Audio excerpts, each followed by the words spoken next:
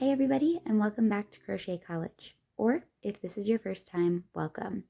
My name is Mia, and I create beautiful crochet projects using natural fibers. In today's video, I'll be showing you how I created this amazing winter beanie. The final project measures just about 8 inches long at its widest point and 7 inches long. This hat fits me beautifully and has a nice slouchy fit. I love the puff stitches and the half double crochets worked in the back loop to create this nice intricate detail. If you haven't already done so, please consider liking this video and subscribing to my channel so you'll always be one of the first to know when I come out with a new video, tutorial, or pattern. All of the supplies that you need to make this craft today, including the written pattern, are linked in the description box down below. So with all of that, let's get going. To make this project today, I'm using the following supplies. I have an awesome 100% superwash merino wool in 3 colors. I will be using a 4mm crochet hook. I have a pair of scissors to help me snip my ends, as well as a yarn needle to make sure that I am able to hide all my tails. I do have an embellishment tag that I like to add on the base of my hat or on the brim, and this handy dandy measuring tape to make sure that I'm able to size my project exactly how I want it. I plan on adding a pom-pom to my hat, so I will be beginning this project by creating a ring using a chain of 4 and then slip stitching into that first stitch to make a perfect circle to work into. If you'd prefer to use a magic ring because you don't want to add a pom-pom on top, that's totally fine.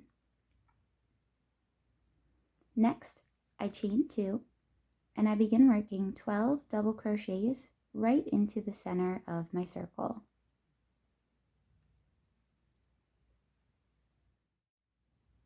Once I've made my way all the way around, inserting 12 double crochets into that circle, I will then slip stitch into the top of my first chain 2, which did not count as a double crochet, to complete the round.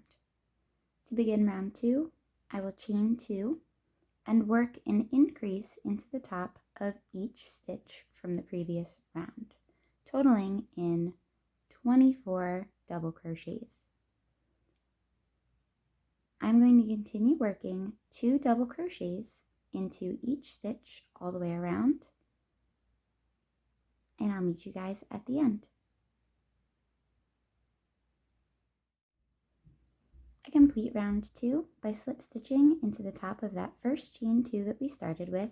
That did not count as a double crochet. I'm going to complete every round this way. To begin round 3, I will chain 2 and work an increase into every other stitch. So I am working 2 double crochets into the first stitch and 1 double crochet into the next stitch. I'm going to continue this pattern of 2 double crochets followed by 1 double crochet all the way around for round 3. For round 4, I'm going to chain 2 and work 1 increase into the first stitch, so 2 double crochets right into that first stitch, followed by 1 double crochet into each of the next 2 stitches. I'm going to continue this pattern of 2 double crochet, 1 double crochet, 1 double crochet, all the way around. To begin round 5, I chain 2 and work an increase into my first stitch, followed by 1 double crochet into my next 3 stitches. I'm going to continue this pattern of 2 double crochets, 1 double crochet, 1 double crochet, 1 double crochet, all the way around. After I've finished round 5, my work will measure roughly 5 inches. From here, I am ready to begin round 6 by chaining 2 and working 1 half double crochet in the 3rd loop of each stitch. So I'm not going through the top loop or the back loop. Instead, I'm going to reach behind and find this 3rd loop and work my half double crochets. I'm going to do this for 2 rounds. After I've worked my way around, creating 2 rounds of half double crochets worked in the 3rd loop, I am ready to do my first color change. The way I like to do color changes is by inserting my hook through the top of the first chain 2 that we started with, and instead of slip stitching to join with the green, I'm going to slip stitch to join with my new color.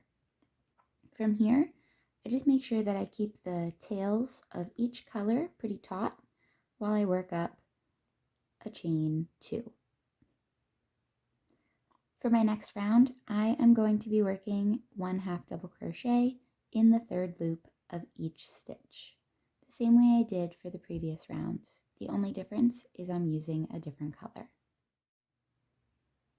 Once I've completed that round, I am just going to slip stitch to join and then begin the next round by chaining 2.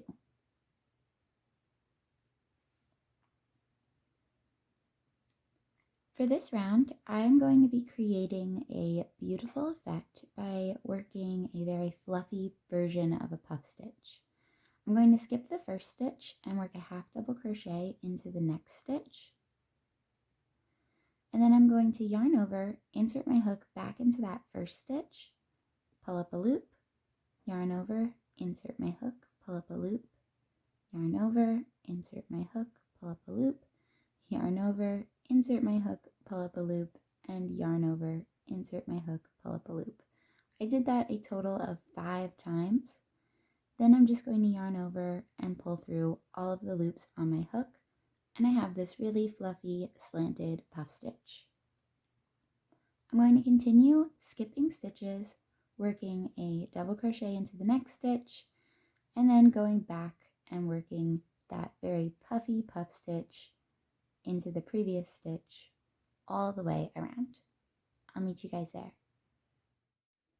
Once I've completed that round of puff stitches, I slip stitch to join the same way I have every other round.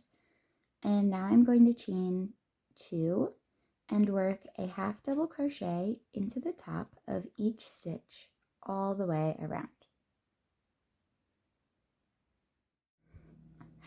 After I've finished working half double crochets around, I'm ready to start my next round.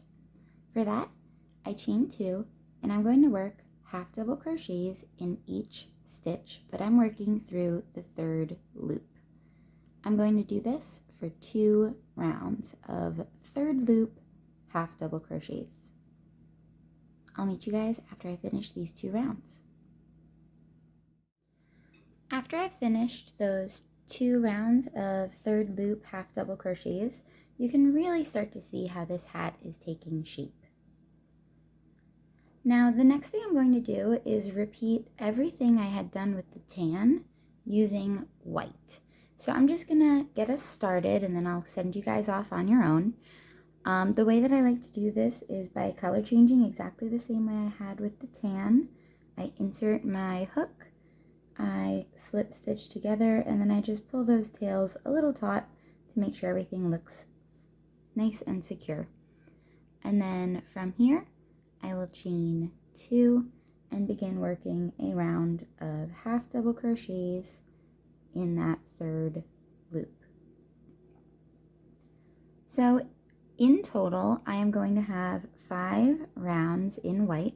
I'm going to have a round of half double crochets in the 3rd loop, a round of puff stitches, a round of regular half double crochets, and then 2 rounds of half double crochets worked in the 3rd loop.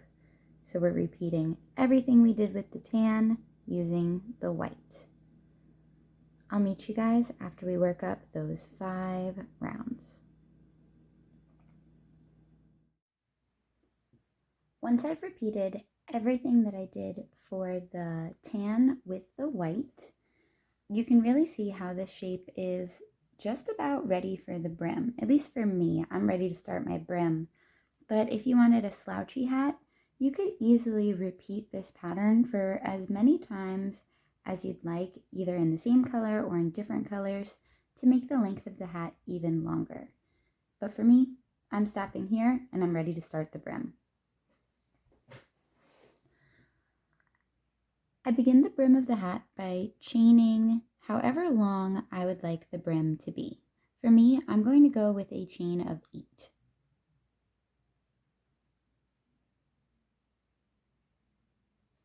Once I've reached my chain of 8, I'm going to turn my work sideways and I'm going to be working up rows along the edge of the hat.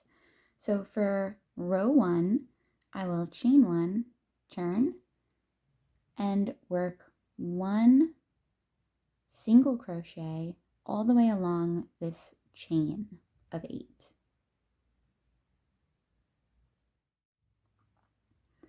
So once I've worked all 8 single crochets along that foundation chain, I'm ready to go and slip stitch into the first 2 stitches along the brim of the hat. Instead of going through the top, I am slip stitching in that 3rd loop. Now I'm ready to turn my work, and without doing any extra chains, I am then going to work a single crochet in the back loop of all 8 stitches across.